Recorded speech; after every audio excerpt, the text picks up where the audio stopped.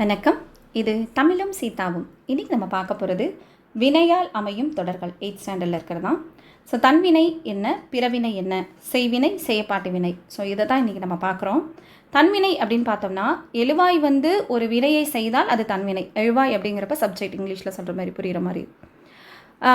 நம்ம ஒரு வேலையை செய்கிறோம் அப்படின்னா அது தன்வினை. இதில் செயலின் பயன் செய்பவரை சேரும். சரிங்களா?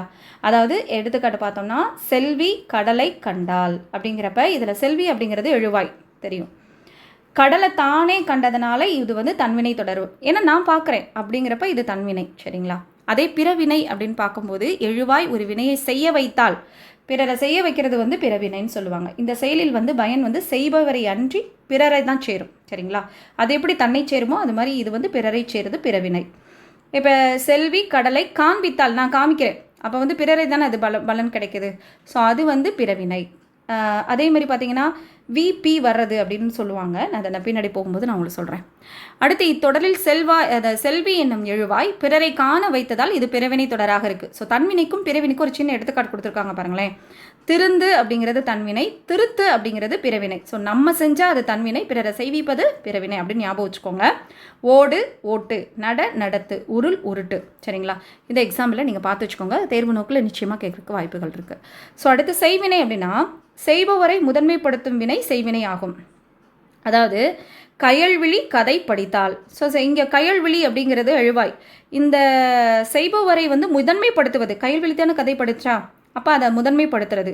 அதாவது எழுவாய், செய்யப்படு பொருள், பயனிலை. இந்த இங்கிலீஷில் படிக்கும்போது ஞாபகம் இருக்கும்னு நினைக்கிறேன். SVO. அதாவது முழுவதுமாக ஆங்கிலத்தில் சொல்லக்கூடாது, முழுவதுமாக தமிழ்லையும் சொல்லக்கூடாதுங்கிறதுக்காக தான் இடையிடையில் இந்த ஆங்கில கலப்பு. சரிங்களா?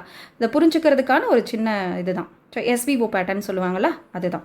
ஸோ எழுவாய், செய்யப்படு பொருள், பயனிலை. கயல்விழி கதை படித்தால் அப்படிங்கிறப்ப யார் அந்த முதன்மைப்படுத்துகிறாங்க, அந்த எழுவாயை முதன்மைப்படுத்துகிறாங்க இல்லையா?